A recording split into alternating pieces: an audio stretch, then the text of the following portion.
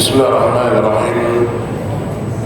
Assalamualaikum warahmatullahi wabarakatuh.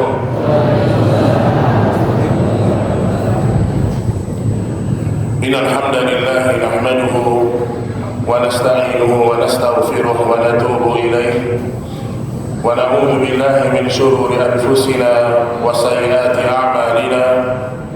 Man yahdihillahu fala mudilla lahu wa man yudlil fala hadiya lahu. أشهد أن لا إله إلا الله وحده لا شريك له وأشهد أن محمدا عبده ورسوله يا أيها الذين آمنوا اتقوا الله حق تقاته ولا تموتن إلا وأنتم مسلمون يا أيها الناس اتقوا ربكم الذي خلقكم من نفس واحدة وخلق منها زوجها وبث منهما رجالا كثيرا ونساء واتقوا الله الذي تساءلون به والأرحام إن الله كان عليكم رقيبا أما بعد فإن أصدق الحديث كتاب الله وخير الهدى هدى محمد صلى الله عليه وسلم وشر الأمور محدثاتها فإن كل محدثة بدعة وكل بدعة ضلالة wa kullu dhalalatin fillah. Kaum muslimin dan kaum muslimat, ikhwan dan akhwat, Bapak Ibu rahimani wa rahimakumullah. Alhamdulillah, pada pagi hari ini kita bersyukur kepada Allah Subhanahu wa taala yang masih memberikan kepada kita nikmat, mulai dari segala kebutuhan kita telah dipenuhi oleh Allah Subhanahu wa taala. Oleh karena itu Rasulullah sallallahu alaihi wasallam pernah bersabda, "Qad aflaha man aslam." Sungguh telah beruntung orang-orang yang beragama Islam. Beruntung orang menjadi seorang muslim. Wa ruziqa kafafan. Kemudian Allah berikan kepadanya rezeki yang cukup. Rezeki yang cukup. Wa qanna'ahu Allahu bima atah, dan kemudian Allah Subhanahu wa taala memberikan kepadanya hati yang qanaah.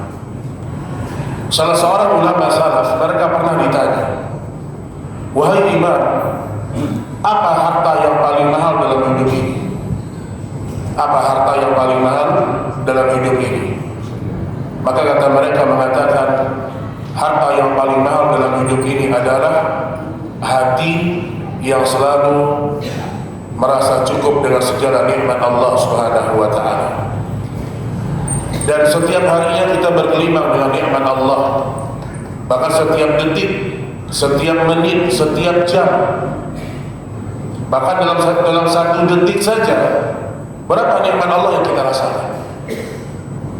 Maka benarlah Allah Subhanahu wa taala ketika berfirman, "Walain" Allah Subhanahu wa taala berfirman, "Wa in ta'uddu ni'matallah la tuhsuha." Kalau seandainya kalian mencoba menghitung-hitung nikmat Allah, maka tidak mungkin kalian mampu untuk menghitungnya. Baik jemaah sekalian rahimani wa rahimakumullah, pada pagi hari ini kita akan merenungi tentang kehidupan akhirat kita dan bagaimana harusnya seorang mukmin mempersiapkan perjumpaannya dengan Allah Subhanahu wa taala. Allah Subhanahu wa taala berfirman, "Wattaqu yawman turja'una fihi ila Allah." Wattaqu yawman turja'una fihi ila Allah. Takutlah kalian kepada hari di mana kalian semuanya dikembalikan kepada Allah. Allah mengatakan, takutlah kalian kepada hari di mana kalian semuanya akan dikembalikan kepada Allah. Kata para ulama tafsir, kalau sekedar kembali kepada Allah, kemudian langsung menikmati yang namanya surga, maka tidak ada kekhawatiran. Cuma yang jadi masalahnya, ketika kita bangkit, maka kita tidak langsung masuk surga atau masuk neraka. Tsumma tuwaffa kullu nafsin ma kasabat wa hum la yuzlamun. Kemudian masing-masing dari kalian, kata Allah, akan dibalas dengan sempurna perbuatannya apa yang pernah dia kerjakan dahulu di dunia. Tidak ada satupun ucapan kita kecuali malaikat raqib dan atid mencatatnya. Tidak ada satupun ucapan, tidak ada satupun besitan dalam hati kita kecuali Allah tahu apa yang kita niatkan. Makanya seringkali kehidupan akhirat diberikan banyak nama oleh Allah Subhanahu wa taala. Misalnya disebutkan dengan yaumul hisab, hari dihisabnya amal-amal manusia. Terkadang diberikan nama dengan apa? Yaumul akhir, hari yang paling terakhir. Terkadang dinamakan dengan yaumul qiyamah, hari kiamat. Dan terkadang disebutkan dengan yaumul al-hasrah, hari penyesalan yang sangat dalam. Kalau kita pernah merasakan menyesal di dunia ini, kenapa saya tidak begini, kenapa saya tidak begitu, yakinlah antum ada penyesalan yang lebih dalam daripada itu. Kapan? Di hadapan Allah, di hari kiamat. Sampai disebutkan bahwasanya penduduk surga pun mereka menyesal. Kenapa mereka tidak semakin banyak ibadahnya dulu di dunia? Ketika mereka melihat ada derajat surga yang lebih tinggi, mereka menyesal. Kenapa tidak lebih banyak salat sunnah? Kenapa tidak lebih banyak berbakti sama orang tua? Kenapa tidak lebih banyak salat tahajud? Kenapa tidak lebih banyak membaca Al-Quran? Kenapa tidak lebih banyak untuk menolong orang lain? Ada penyesalan penduduk surga di hari kiamat. Namun penyesalan yang paling mengerikan adalah penyesalan yang penduduk neraka. Dan kita perlu ingat jemaah sekalian, bahwasanya orang-orang yang bertauhid kepada Allah, mereka pasti berjumpa dengan Allah Subhanahu wa taala, dan mereka akan mendapatkan Allah memberikan banyak rahmat kepada mereka. Contoh misalnya, kita, ini poin yang pertama ya, hendaklah kita sekuat tenaga berusaha berjumpa dengan Allah di hari kiamat dengan membawa hati yang bertauhid. Ini penyelamat kita kan? Berusaha sekuat tenaga sampai akhir hayat kita istiqamah di atas iman, istiqamah di atas persaksian la ilaha illallah. Kenapa? Karena itulah yang membuat kita tidak kekal dalam api neraka. Dan terkadang orang merasa, oh tauhid, udah paham saya itu tauhid. Sebagian lagi banyak merasa, oh tauhid gak mungkinlah saya sembah kuburan, oh tauhid gak mungkinlah saya sembah berhala. Tauhid itu bahasanya luas, luas sekali, luas sekali. Makanya yang Allah jamin dengan keselamatan siapa? Alladzina amanu wa lam yalbisu imanahum bidzulmin.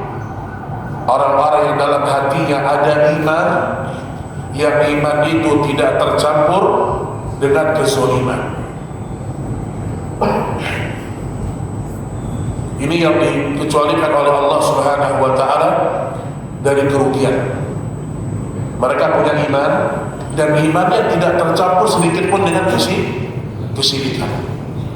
Baik, saya akan bacakan dulu satu hadis yang berkaitan dengan keutamaan kartu la ilaha illallah, yang ini sering menjadi hal yang kita lupa, hal yang kita lupakan. Hadis dari Abdullah bin Amr radhiyallahu taala anhu, di mana Rasulullah sallallahu alaihi wasallam bersabda, yusahu bi rajulin min ummati yaumal qiyamah ala ru'usil khalaiq. Besok di hari kiamat ada hamba-hambaku yang aku pilih mereka. Hamba-hamba yang dipilih sama Allah dari sekian banyak manusia pada waktu itu. Anda bisa bayangkan sekarang penduduk bumi ini berapa? Hah? 8. 7, anggaplah 7 miliar kurang lebih, atau 8 miliar. Itu kan kafir dan muslim. Yang muslimnya berapa? Yang muslim ya kurang lebih 2 miliar. Yang salafi berapa? Kenapa tertawa? Yang bertauhid, yang salafi, yang berada di atas sunnah berapa orang? Yang sholat berapa orang? Yang sholatnya di masjid berjamaah berapa orang? Yang sholatnya di masjid berjamaah sesuai sunnah berapa orang? Semakin kecil jumlahnya. Maka seorang hendaklah memperhatikan ketika di hari kiamat besok jumlah manusia lebih banyak daripada itu. Dari zaman Nabi Adam sampai hari kiamat berkumpul semuanya. Nah di saat itu ada orang-orang yang Allah panggil. Kemudian disebutkan fayunsharu lahu 99 sijillah. Kemudian dibentangkanlah di hadapannya 99 kartu catatan amal. Fayunsharu lahu 99 sijillah. 99 kartu. Jangan Bapak Ibu anggap kartu itu kayak kartu remi, bukan. Kartu remi. Kullu sijilin maddal basar.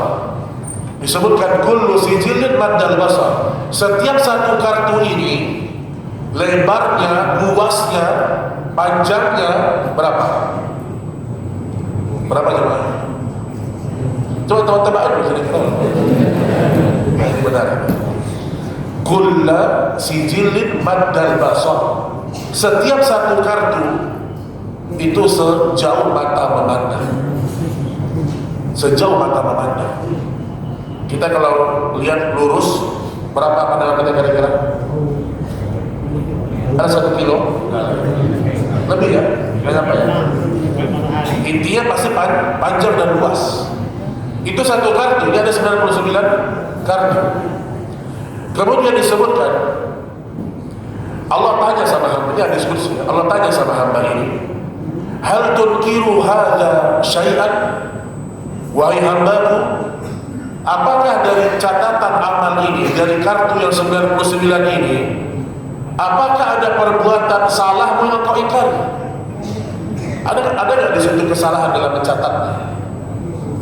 Mungkin engkau dizolimi di situ, nggak tertulis, atau engkau pernah melakukan kezoliman, tidak ditulis, atau sebaliknya, ada nggak? Kata dia, la ya Rabbi, tidak ada wahai Rabbku. Semua yang pernah aku lakukan dari maksiat tertulis semuanya. Dan kalau antum membaca rincian kaidah hari hisab, di antara kaidahnya apa?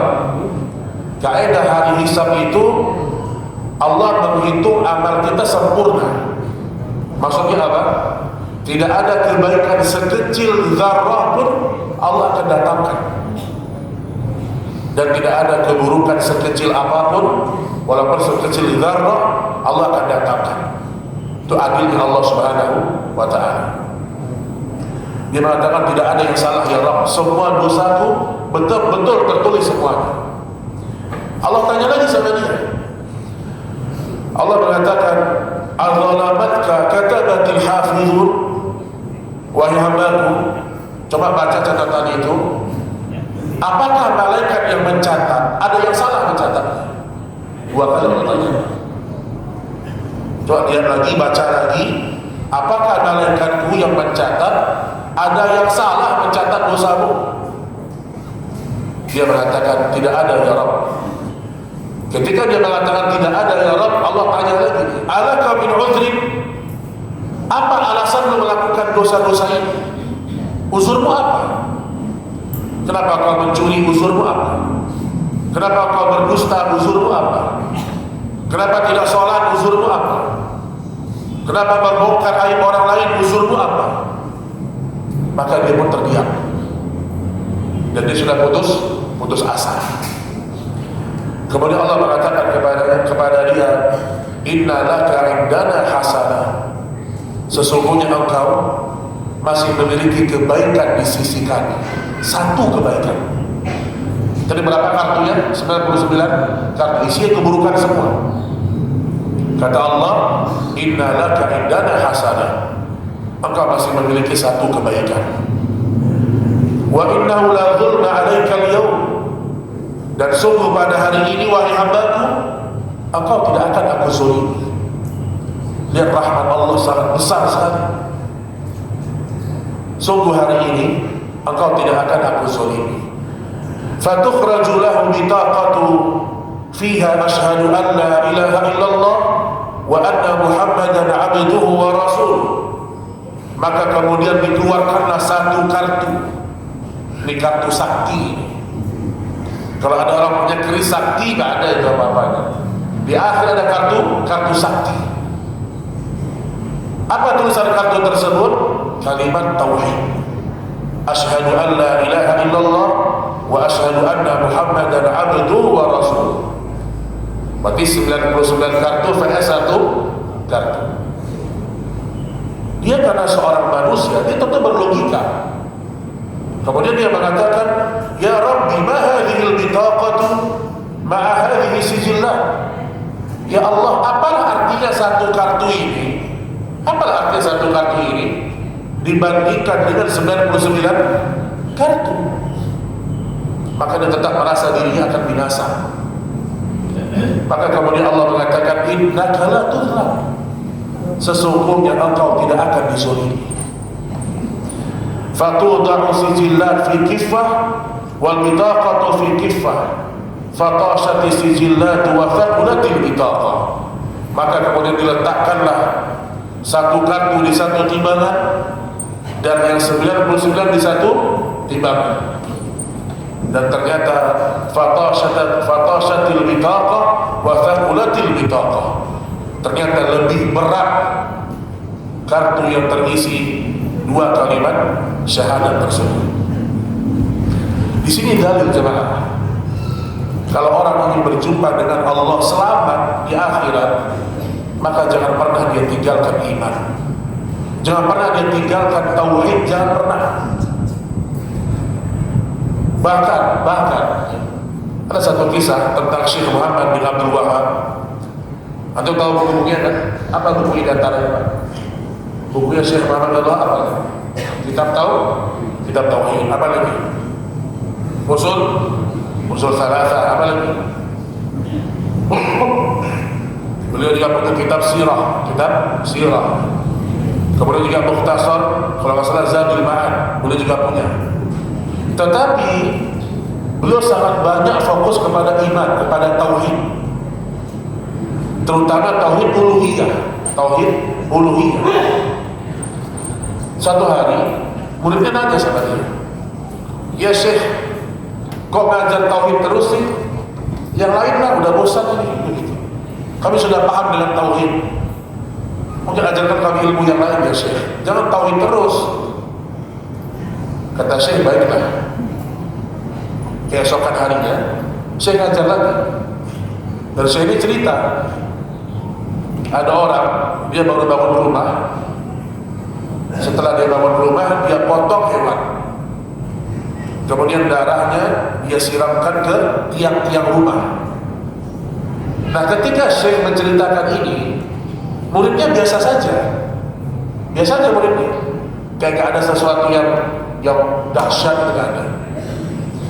Besoknya saya datang lagi di majelisnya, kemudian cerita lagi, wahai murid-muridku, ada seorang anak laki-laki, dia berzina dengan ibu kandungnya.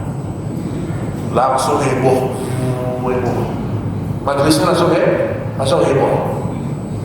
Apa kata Syekh rahimahullah? Inilah sebabnya kenapa aku tidak pernah berhenti mengajarkan kalian tauhid. Berarti kalian belum paham.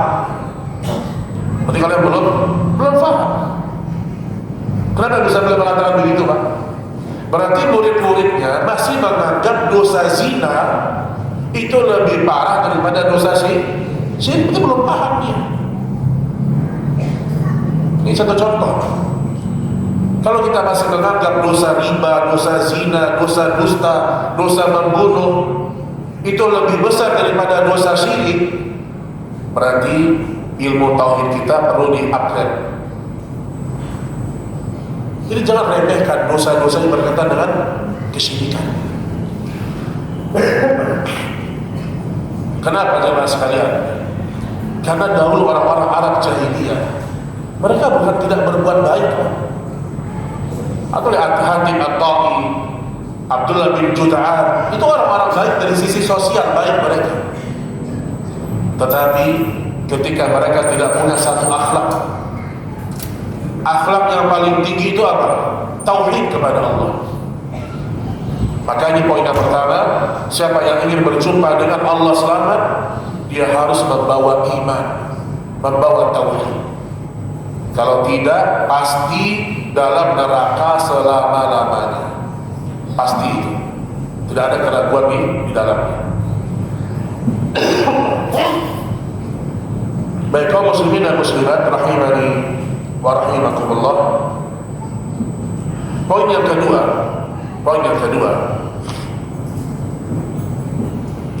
kalau ingin kita berjumpa dengan Allah dengan penuh keselamatan kelak di hari kiamat, maka ketahuilah bahwasanya semua urusan kembali kepada Allah.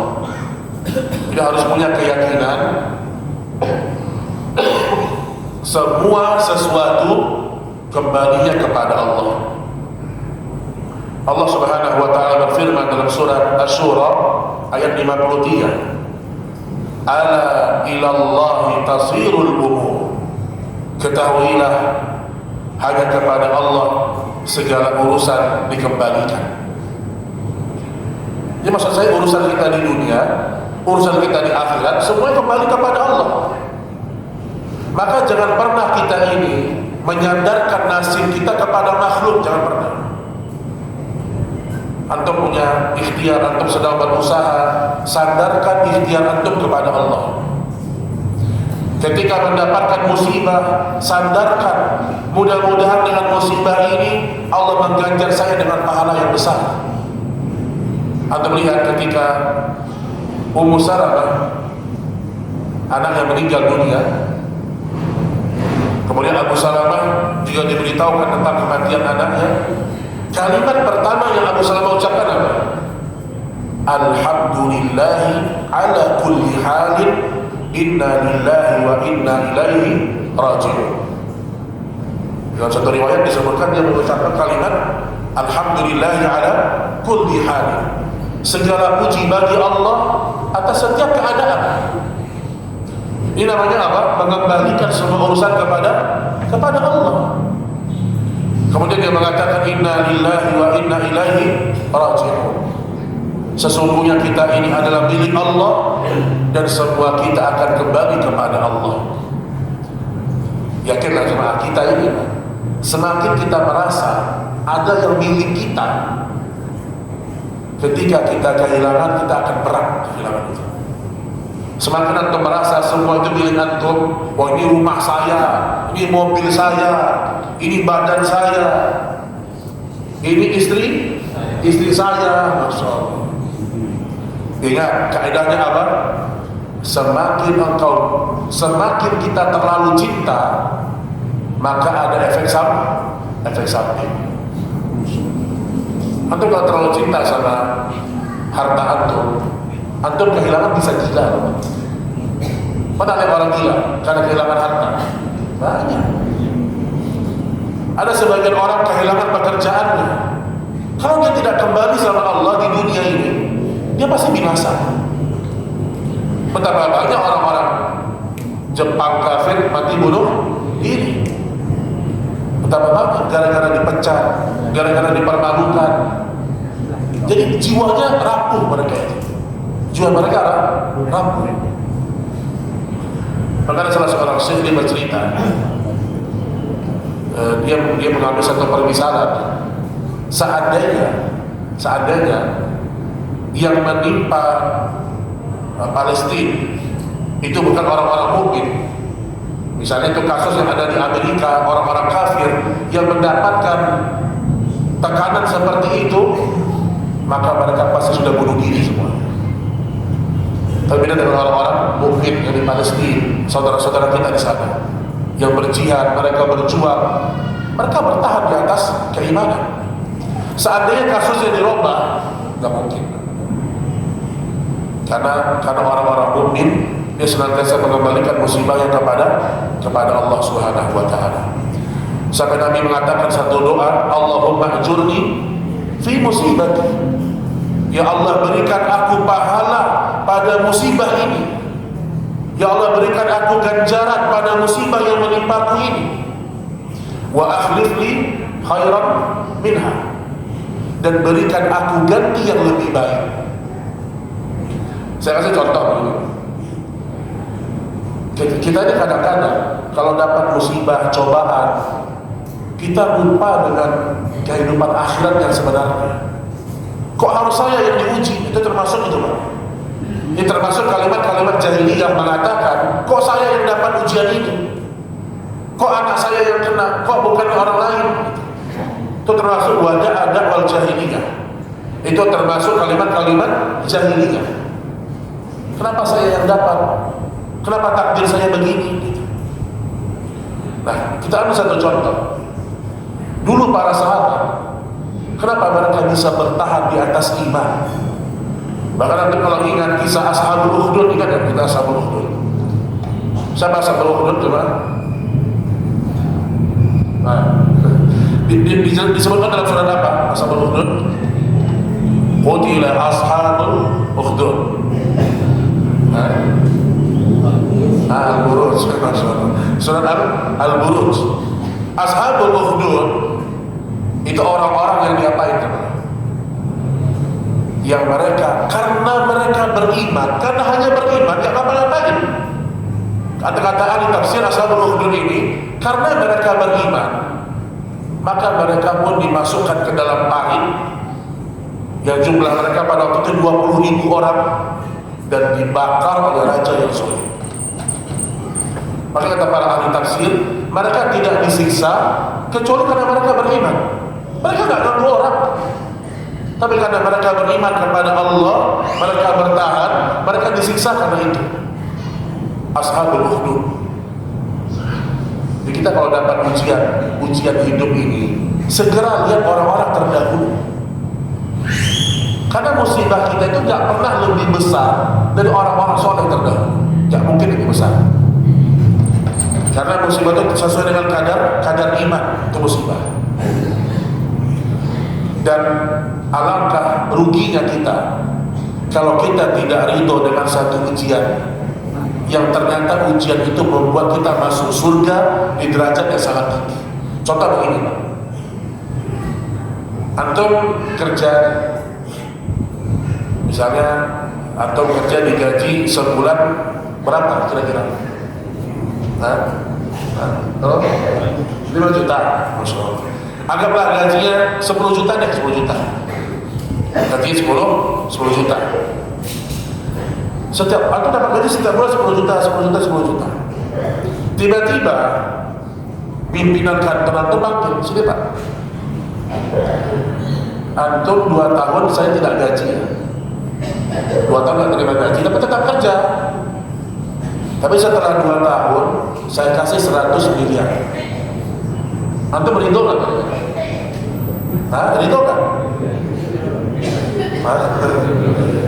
Perlu istikharah dulu. Ini contoh aja nih. Gaji 10 juta kali 2 tahun berapa? 240 ya. Kata bos antum 2 tahun tetap kerja tapi saya nggak gaji. Tapi nanti setelah 2 tahun kamu dapat hadiah 100 miliar atau 100 triliun. Kita menghayal dulu. Menghayal dulu. Anggap 100 miliar.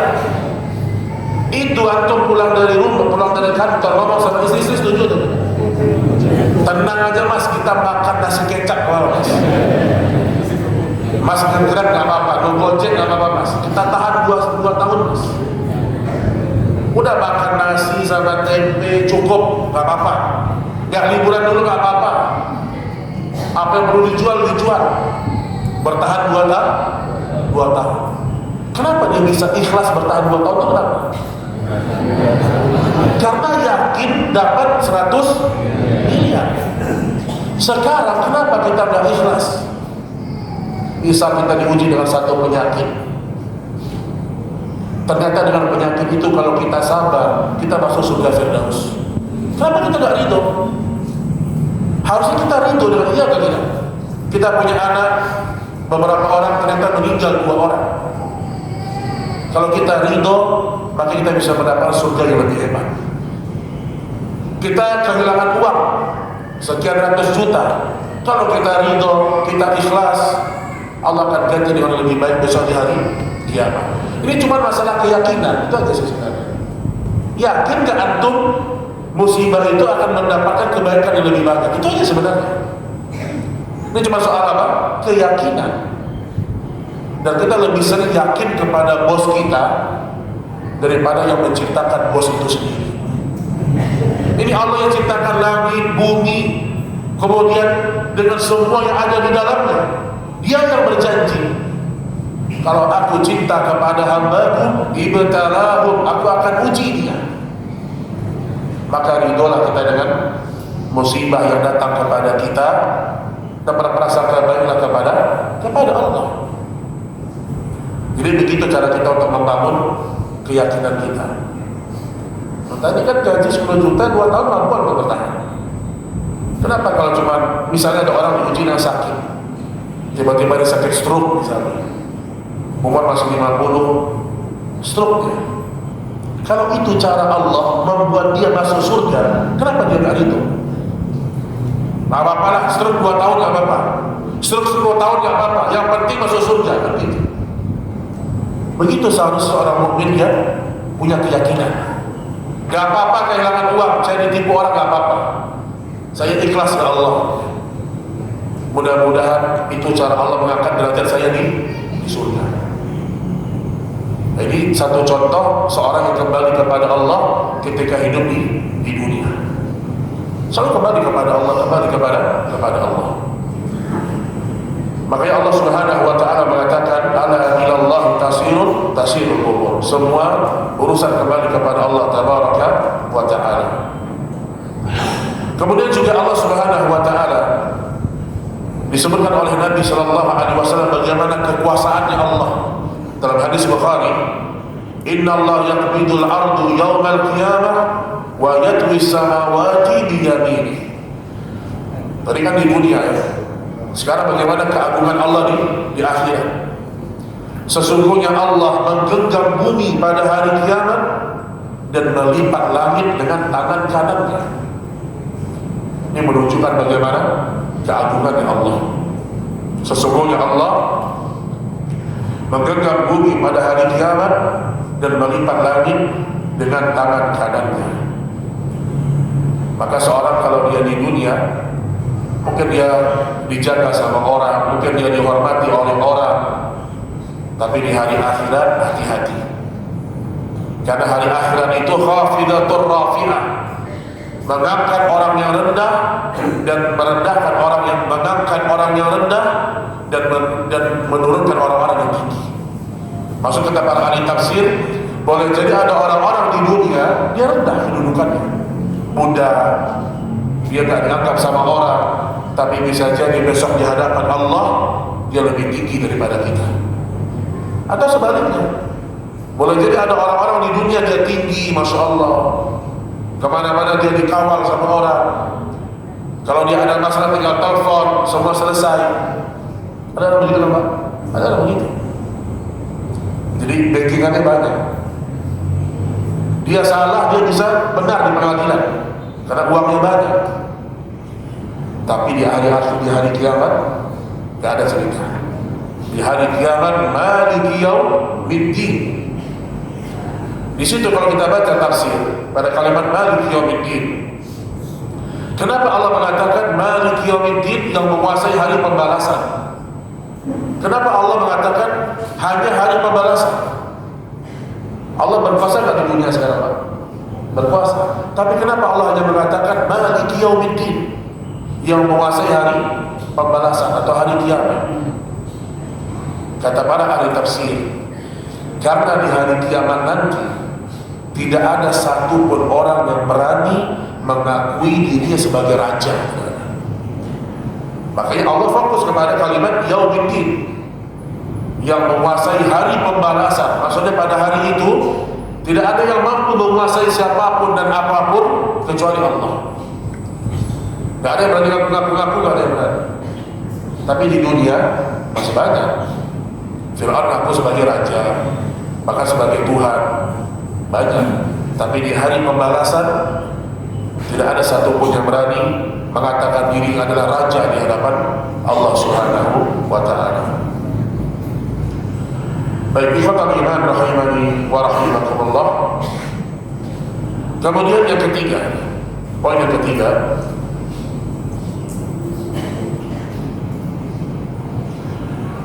kita perlu tahu bahwasanya amal yang kita lakukan itu menentukan kita di surga yang mana.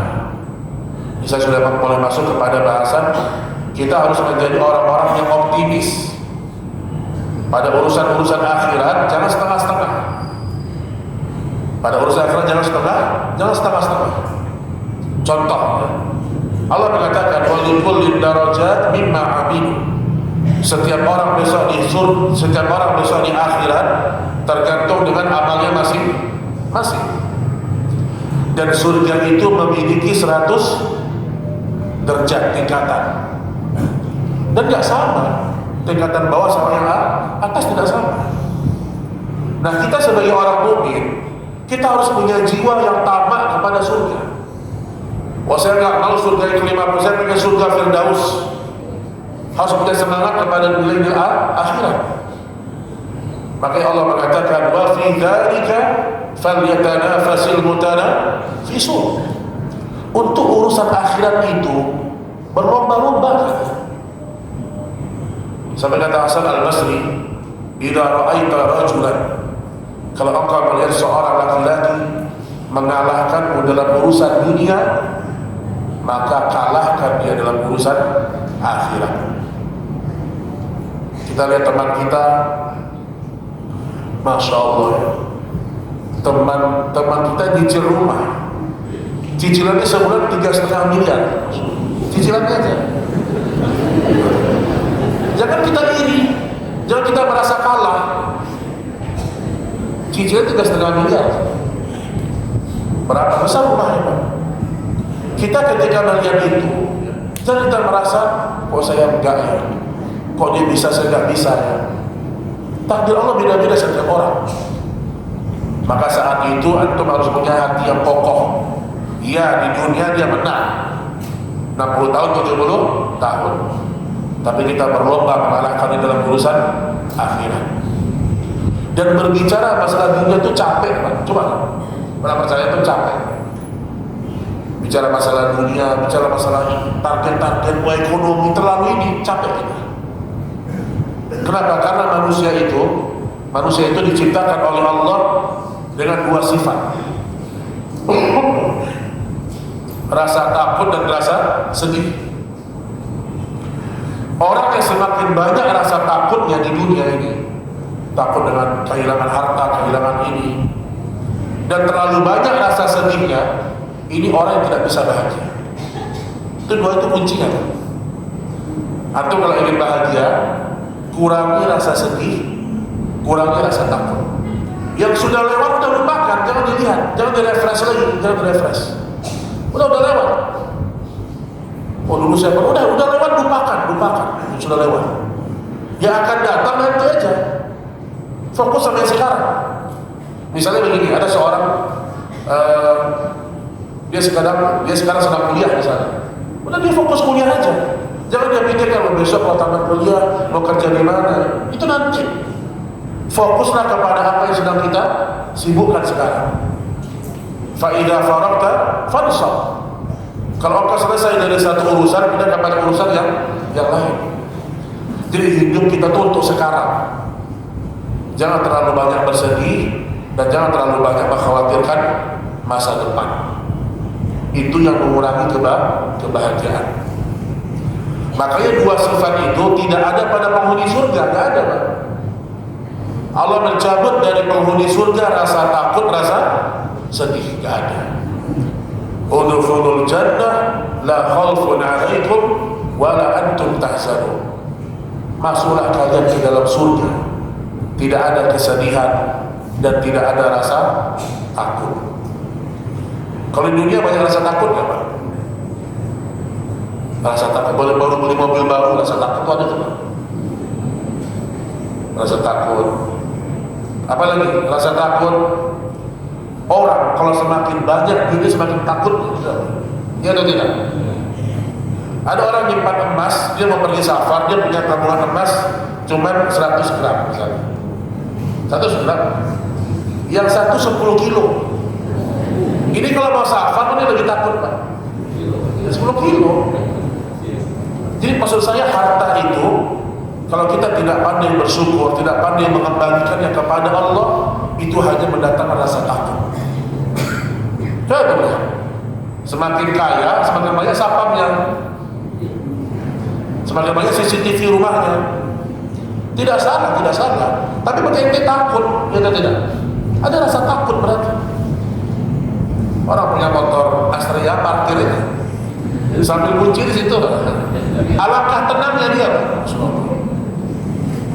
Ini maksud saya, kita ini kalau tidak Allah berikan dunia seperti orang lain yang kita lihat, jangan kita merasa kok Allah nggak kasih saya. Ini kehidupan sebentar, kehidupan sebentar. Makanya pada urusan akhir kita berlomba-lomba. Dan ingat jemaah sekalian, di surga Allah Subhanahu wa taala kita disuruh minta surga yang paling tinggi. Kata Nabi sallallahu alaihi wasallam, "Idza sa'altumul jannah fas'alil firdaus al-a'la," atau kama qala. Kalau kalian ingin minta surga yang paling tinggi, surga Firdaus. Nah ini kalau Ramadan bentar lagi nih. Kalau orang memang hidupnya pengen masuk surga, dia tidak akan pernah menyia-nyiakan sedetik pun dari Ramadan. Ini Ramadan Pak, ini keberkahannya luar biasa. Sampai ada satu riwayat tentang mimpinya Abu Talha. Jadi dia bermimpi. Dalam mimpinya dia melihat ada dua orang. Yang satu pergi jihad, yang satu tidak pergi jihad. Ternyata dalam mimpi tersebut dilihat oleh dia, ternyata yang masuk surga duluan yang tidak berjihad. Yang tidak berjihad. Setelah dia bangun, setelah dia bangun, dia tanya sama Nabi, "Ya Rasulullah, saya bermimpi seperti ini." Maka Nabi mengatakan, "Bukankah orang yang tidak berjihad itu dia masih mendapatkan 1 tahun lagi Ramadan?" Jadi ternyata yang tidak berjihad dia masih mendapatkan 1 Ramadan lebih banyak dari yang berjihad. Karena dia mendapatkan 1 Ramadan itu, maka dia lebih dahulu masuk surga dan lebih tinggi surganya. Di sini dalil bahwasanya orang kalau sungguh-sungguh di bulan Ramadan dia bisa mengalahkan pahala orang-orang jihad. Berjihad dengan sholat, berjihad dengan sholat tarawih, berjihad dengan baca Quran. Kalau masuk Ramadan itu jemaah, sehari itu jangan sejus, 3 juz sehari. Bisa 3 juz Pak. Ibu-ibu bisa 3 juz, ibu-ibu 3 juz. Kalau perlu ada hal-hal yang terlalu penting, kita fokus kepada Al-Quran di Ramadan itu. Ini sebentar lagi. Berapa hari lagi? Sekitar 10 atau 9. Kalau kita nggak 8 hari, kalau kita nggak persiapkan, kita akan biasa-biasa aja. Makanya Nabi SAW mengatakan apa? Raghima anfur, raghima anfur. Artinya Nabi mengambilkan doanya malaikat Jibril. Celaka seorang hamba, barang siapa yang mendapatkan Ramadan, thumman salakha minha. Kemudian Ramadan pergi dari dia, walam yughfar lahu dzanbah. Allah belum mengampuni dosa-dosanya. Dia dapat Ramadan, 30 hari dia dapat nih. Selesai Ramadan, ternyata Allah belum mengampuni dosa dia. Berarti dia tidak serius di bulan Ramadan. Ini orang yang merugi. Dan Ibnu Rajab mengatakan puasa yang paling rendah tingkatannya apa? Menahan lapar dan haus. Itu tingkatan paling rendah. Jika ada orang puasa kerjanya cuma nahan lapar, nahan haus, itu tingkatan paling bawah. Tapi kalau dia berpuasa, tetap dia baca Quran, tetap dia bersedekah, tetap dia sholat tarawih di waktu malam, itu berkualitas Ramadan yang dia miliki. Jadi maksud saya, kita kalau sudah urusan surga, maka kita harus aman, harus semangat. Nah contoh misalnya, dalam memberikan makan kepada fakir miskin, ada salah seorang ulama Yahudi yang kemudian masuk Islam. Siapa namanya, yang tahu? Ada sahabat, tadinya dia ulama Yahudi, kemudian masuk Islam. Namanya Abdullah bin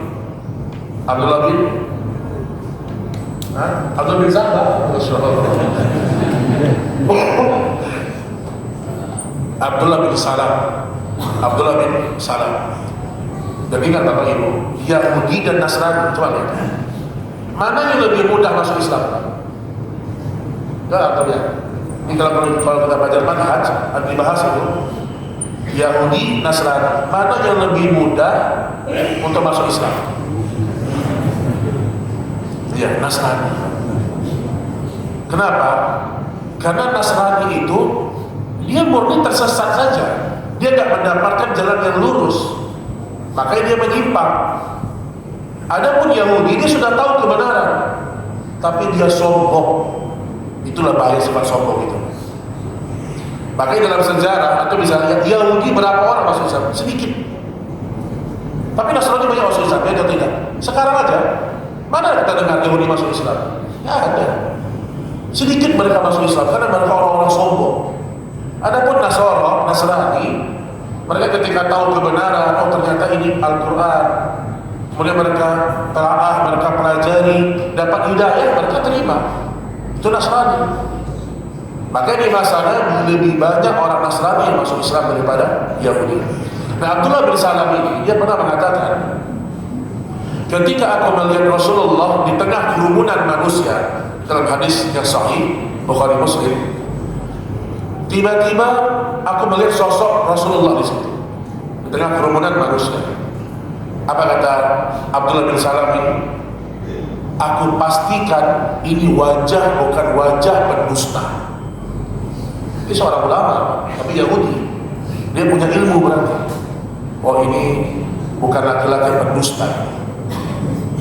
Kemudian kata dia, yang aku dengar pertama kali dari Nabi pada waktu itu adalah ayyuhan nas, wahai manusia, kata Nabi, afsus salam, sebarkanlah salam, wa at'imut ta'am, berikanlah makan kepada manusia, wasilul arham, sambunglah tali silaturahim, wasallu bil laili wan nasu niyam, salatlah di waktu malam ketika manusia tertidur, tadkhulul jannata bisalam, engkau masuk surga dengan penuh keselamatan. Ini ucapan yang pertama kali Abdullah bin Salam dengar dari Nabi sallallahu alaihi wasallam. Nah, kita lihat di sini ada beberapa amal soleh yang luar biasa. Yang pertama adalah afsus salam, sebarkan salam. Bapak Ibu, kita coba biasakan, kalau ada orang memberikan penghormatan sama kita kalau bisa balasnya lebih daripada itu. Hal-hal kecil, contoh misalnya, ada orang yang antum, assalamualaikum akhi, sehat ya, apa kabar? Nah, yang paling bagus kita jawab apa? Waalaikumsalam warahmatullahi wabarakatuh. Kita tambahkan. Kalau dia hanya mengatakan sehat ya, kita tambahkan, semoga Allah senantiasa merahmati antum dan keluarga antum. Itu kebaikan itu. Biasakan seperti itu kita. Kalau ada orang memberikan penghormatan sama kita balas yang lebih baik, atau minimal fa ahsan, atau yang serupa dengan itu. Wa idza hayyitum bi tahiyyatin fa hayyu bi ahsana minha aw rudduha. Kalau ada orang memberikan penghormatan kepada kalian, maka balaslah dengan yang lebih baik atau semisal dengan itu. Ini ajaran Islam, menyebarkan salam. Nah, ini akhlak dalam Islam. Kemudian apa kata Nabi? Wa at'imut ta'am, hendaklah berikan makan kepada orang-orang miskin. Bapak Ibu sekalian, para sahabat itu, Pak, kenapa mereka dijamin masuk surga karena mereka mampu melakukan amal-amalan yang memang melawan hawa nafsu mereka. Contoh masalah sedekah.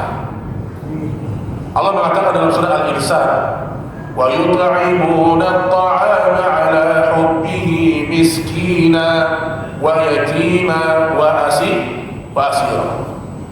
Kata Allah, para sahabat itu, orang-orang mukmin itu, kalau mereka memberikan makan ala hubbihi miskina, mereka memberikan makanan yang mereka cintai, makanan yang mereka suka kepada siapa? Orang miskin, anak yatim, dan tawanan perang. Bayangkan itu. Ada orang kafir kalah dalam perang, kita tawan dia, mungkin kita tangkap dia. Perintah Allah kepada kita apa? Berikan makan sama dia yang terbaik, yang kita suka. Itulah jiwanya para sahabat. Nah, kita latih diri kita kalau ingin masuk ke surga yang paling tinggi derajatnya, berjumpa dengan Allah dengan amal-amal yang hebat, latih diri untuk memberikan makan yang terbaik. Contoh nih. Ini kita bicara kalau antum mampu ya. Antum misalnya pengen ngasih orang buka puasa. Mau ngasih apa misalnya? Nasi padang. Nasi padang banyak. Cari yang terbaik. Sampai antum khilaf pagi sore atau simpang raya, sampai khilaf mana ya? Begitu orang mukmin, dia cari yang terbaik. Pagi sore atau sederhana? Pagi sore atau gadang berubah ya? Atau gadang berubah? Pagi sore atau payakumbuh ya? Masya Allah. Berikan yang terbaik. Jangan kita, oh adalah apa yang ada aja lah. Jangan, Pak. Betul ada pahalanya, tapi kita pengen upgrade. Setiap ingin memberi orang yang terbaik. Mau jemput teman sakit, kita mau bawa buah. Masuk ke total ada mana tuh? Jual buah tuh. All fresh misalnya. Antum lihat, ada anggur. Ini 100.000, ini 75, ini 30.000 aja lah. Yang penting ada buatan, jangan Pak. Kita nggak tahu mana ibadah kita itu yang ternyata mengangkat derajat kita. Jadi kita latihan untuk memberi yang kita cintai. Itu melatih diri juga untuk tidak bakhil itu. Melatih diri untuk tidak pelit. Dan kita tuh sudah tahu Pak. Kita akan tahu mana orang yang benar-benar memberi itu niat, mana yang tidak. Walaupun kita tetap bersyukur, kita bersyukur, tapi ada orang yang niat memberi. Contoh ini saya bicara contoh ya. Biasanya kalau kajian Ahad subuh atau Sabtu subuh kan ada biasanya sarapan yang di masjid kan. Saya bukan merendahkan, bukan. Tapi saya bisa menilai mana yang niat dia menyiapkan sarapan itu, yang niat, mana yang cuma sekedar yang penting ada. Tapi alhamdulillah masjid sunnah mantap-mantap semua. Sarapan subuh kadang-kadang lontong benar-benar enak gitu. Ada yang memang misalnya bubur ayam benar-benar enak diberikan kepada jamaah. Sebagian orang yang penting ada sarapan. Yang penting ada sarapan. Antum mau kasih risoles sama orang, risoles. Cari yang paling baik. Yang dagingnya banyak, yang rasanya mantap. Cabai rawit jangan lupa, cabai rawit. Jadi belajar untuk memberi yang terbaik kepada saudara kita. Antum lihat ya. Sahabat yang mulia di kota Madinah ketika dia berjumpa dengan Abdurrahman bin Auf, apa yang dia berikan? Dia punya harta, dia kasih setengah. Hadza mali khudh nisfah. Wahai Abdurrahman, ini hartaku, kamu ambil setengahnya. Pak, ini kisah bukan sekedar untuk oh gitu ya Masya Allah ya. Itu untuk dicontoh. Kalau nggak bisa setengah seberapa, nggak bisa seperempat seberapa persen yang bisa kita berikan kepada orang-orang miskin.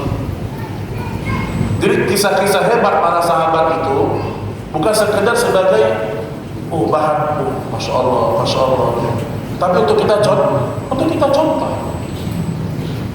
Jadi itu satu contoh dalam masalah berbagi kepada orang-orang miskin. Jadi berikan yang terbaik kepada mereka. Bagi ikhwatal iman rahimani wa rahimakumullah. Kemudian yang terakhir ya, sebelum kita tanya jawab nanti insyaallah taala, seorang yang berjumpa dengan Allah, maka hendaklah dia harus memiliki kesabaran yang ekstra. Harus ada sifat sabar. Dan biasanya orang kalau sabar itu Pak, dia cenderung mudah untuk memaafkan orang lain. Kata Allah Subhanahu wa taala, wal kaziminal ghaidha wal 'afina 'anil nas. Dan orang-orang yang menahan amarahnya dan dia memaafkan manusia. Nah, saya mau tanya di sini Pak, kenapa ada orang yang sulit memaafkan orang lain? Jawabannya satu, karena dia kurang rasa yakinnya. Kalau saya maafkan si fulan, Allah maafkan saya. Dia kurang yakin dengan itu. Itu aja poinnya sebenarnya. Kalau dia meyakini, aku maafkan si fulan supaya Allah maafkan aku di hari kiamat, kesalahan sebesar apapun kita akan masih maafkan. Kenapa? Karena dampaknya untuk kita, dampaknya untuk kita. Lihat Nabi sallallahu alaihi wasallam. Allah mengatakan tentang Rasul sallallahu alaihi wasallam, "Fa bima rahmatin minallahi ta'ala." Dalam surah Al-Imran. Karena rahmat Allah ya Muhammad, engkau bisa berkasih sayang kepada mereka. Walau kunta faddan ghalidhal qalbi dan faddu min hawlik. Ya Muhammad, kalau engkau punya sifat yang kasar, sifat yang omongan yang kotor, mereka akan menjauh dari diri. Fa'fu anhum wastaghfir lahum wa syawirhum fil amr.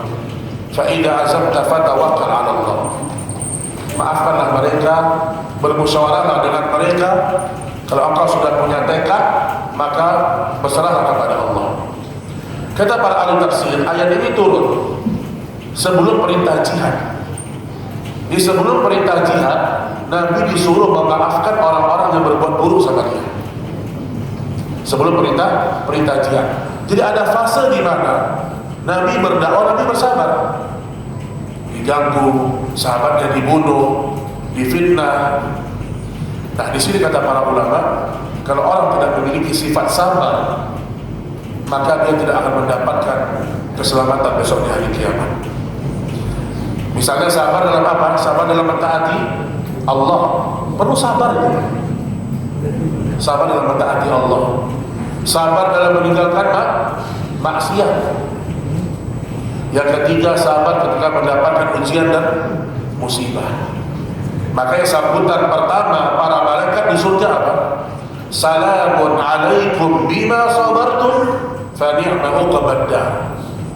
Salamun alaikum, keselamatan untuk kalian wahai penduduk surga, bima sabartum, karena dulu kalian di dunia sabar. Fa ni'ma uqbad dar. Itulah sebaik-baik tempat kembali yang paling besar dan paling bahagia. Jadi banyak-banyak memiliki sifat sabar. Doa sama Allah, afriq alaina sabra, afriq alaina sabra, doa. Allahumma afriq alaina sabra, ya Allah, tumpahkanlah kepadaku kesabaran.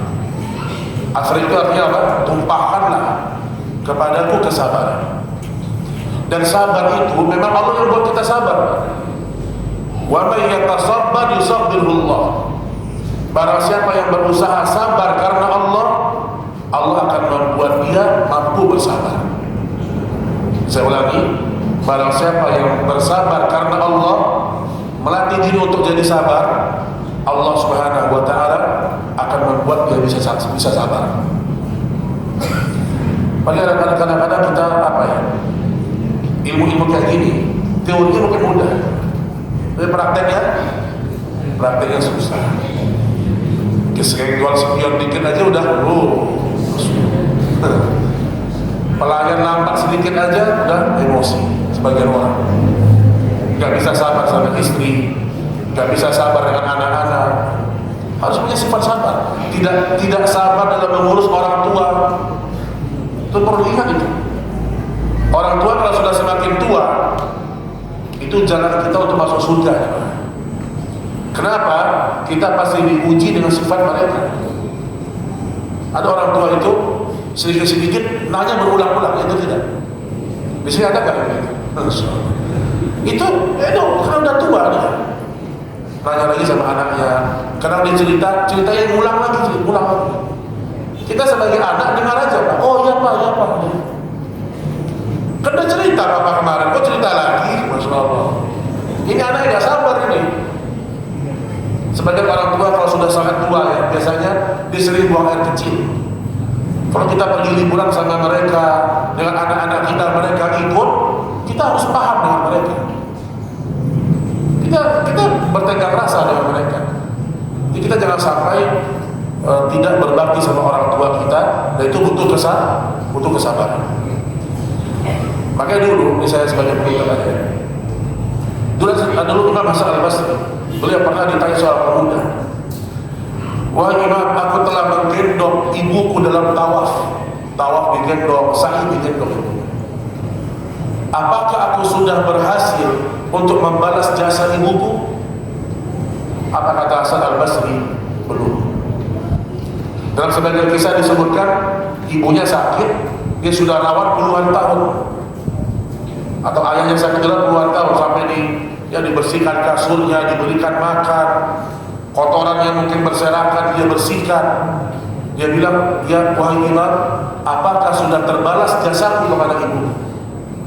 Kata beliau, tidak, walaupun satu nafas ketika melahirkan engkau. Kenapa wahai Imam? Jawabannya, karena dulu orang tua membesarkan engkau di masa kecil engkau, mereka penuh dengan rasa bahagia, berharap engkau menjadi seorang tokoh, menjadi orang yang sukses, menjadi pemimpin. Sehingga mereka membesarkanmu dalam kondisi senang, bahagia. Mungkin menceboki kita, memakaikan baju kita, dalam kondisi apa? Bahagia mereka. Sedangkan engkau sekarang mengurus orang tuamu pada hal yang sama, engkau berharap urusan itu supaya cepat selesai.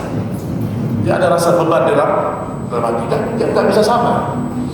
Mungkin antum tahu yang mungkin dia sudah punya anak, kemudian besar, bisa merasakan.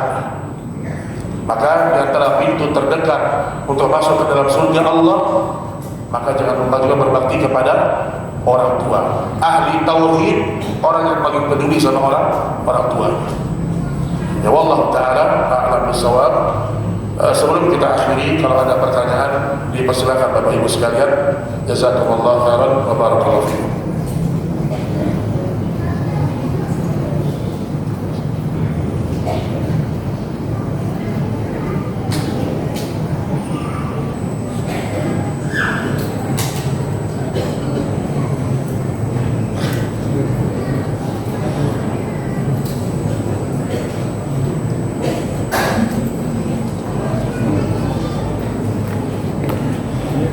Bismillahirrahmanirrahim. Assalamualaikum warahmatullahi wabarakatuh. Ustaz, Afwan Ustaz, tolong berikan nasihat untuk anak yang selalu malas-malasan saat beramal soleh. Keluarga anak sudah menasihati anak sampai mereka sendiri menjauhi anak karena sudah terlalu sering dinasihati. Pertama, antum bersyukurlah punya keluarga yang masih peduli dengan agama antum. Bersyukur antum.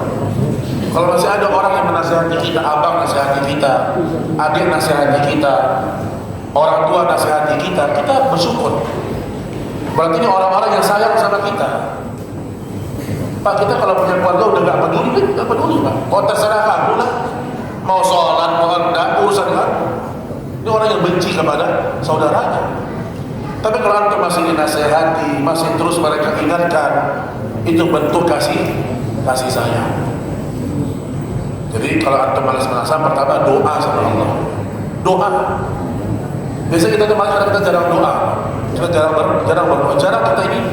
Jarang kita diminta sama Allah. Karena malas itu sifat hati, dan hati di genggamannya Allah Subhanahu wa ta'ala. Jadi minta sama Allah supaya diberikan hati yang istiqamah. Ya muqallibal qulub tsabbit qalbi ala dinik. Dan situ yang pertama, minta sama Allah. Yang kedua, antum harus tahu Malas itu adalah hukuman bagi orang yang melakukan dosa. Maka kalau ada rasa malas berarti ada dosa yang kita lakukan. Maka cepat-cepat untuk beristighfar, cepat-cepat bertaubat sama Allah Subhanahu wa taala. Yang ketiga, antum harus punya perencanaan. Buat target-target, bergaul dengan orang-orang yang memang sibuk dengan amal soleh, bergaul dengan mereka, bergaul dengan mereka. Wallahu a'lam bishawab. Ustaz, bagaimana sikap saya seorang anak jika orang tua saya meninggal dan melakukan tahlilan? Apakah saya tetap berada di antaranya dan membantu menyiapkannya? Karena alhamdulillah sekarang saya sudah berhijrah, sedangkan orang tua saya belum dan sudah lansia. Yang pertama, antum harus ingatkan kepada keluarga, itu tidak ada dalam sunnah. Ingatkan dulu, antum ingatkan bahwa saya itu tidak ada dalam ajaran Islam. Kemudian kalau mereka masih melakukan, antum berlepas diri sudah, antum berlepas diri. Antum tidak boleh ikut-ikutan di situ, berlepas diri dengan acara-acara tersebut. Cuma kadang-kadang inisiatif sebagian warga pun agak sono. Kadang-kadang itu kita nggak pengen buat nih, tiba-tiba warga itu yang datang, inisiatif Pak RT, Pak RW gitu. Ya kita bisa tolak dengan cara yang lembut lah, tolak dengan cara yang baik.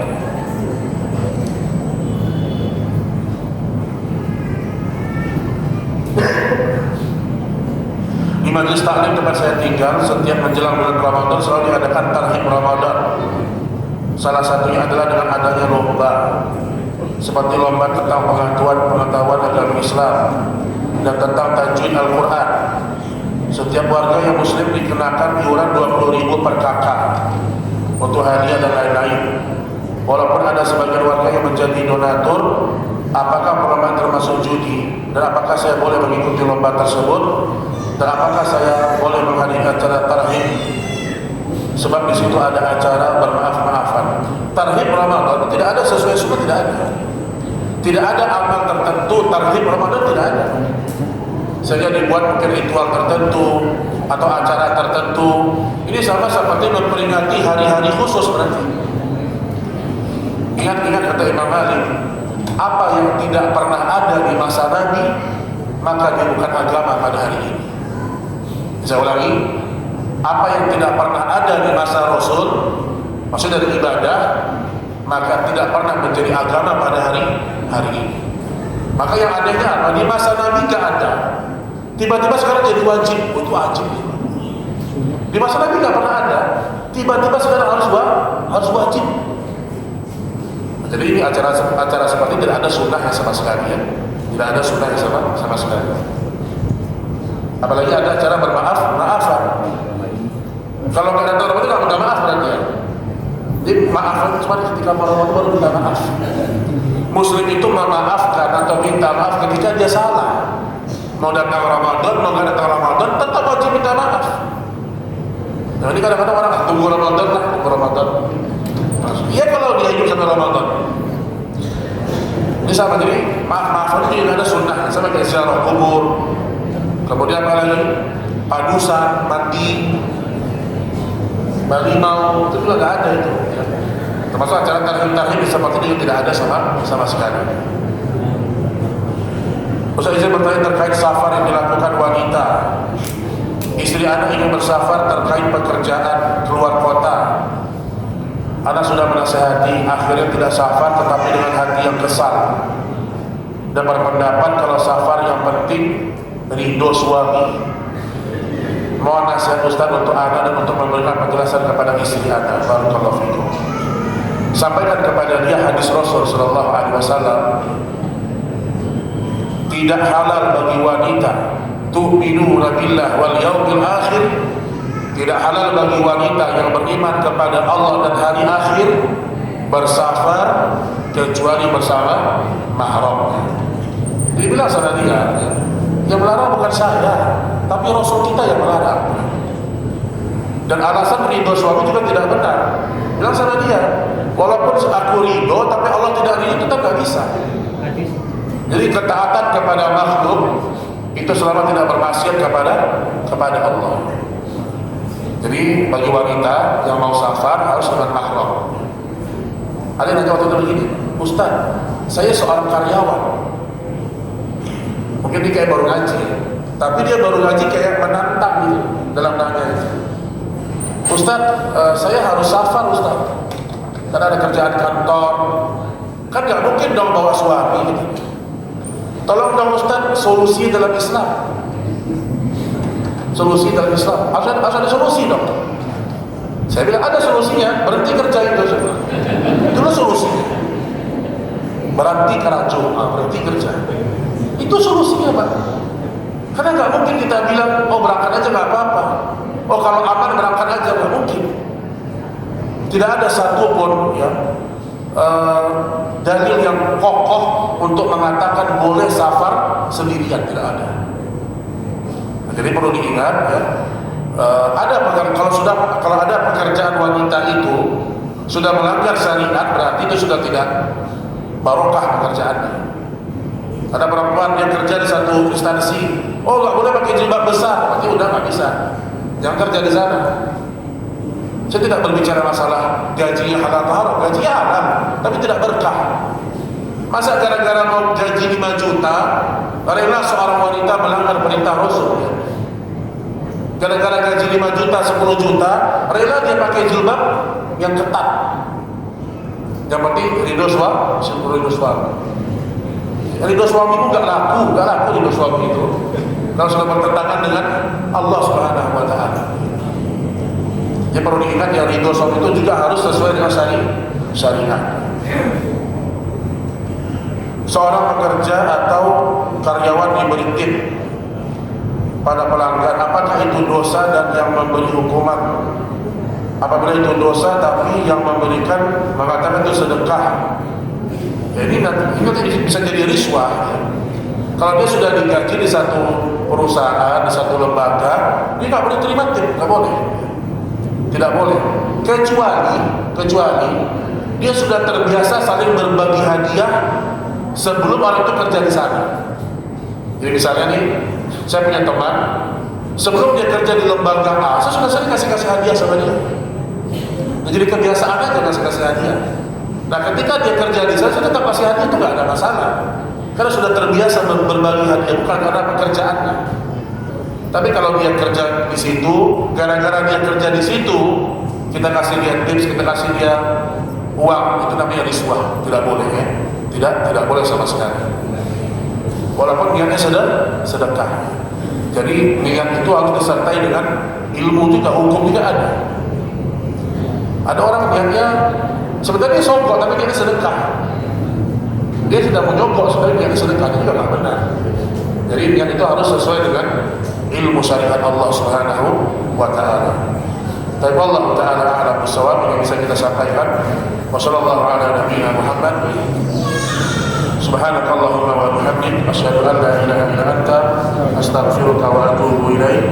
Wassalamualaikum warahmatullahi wabarakatuh.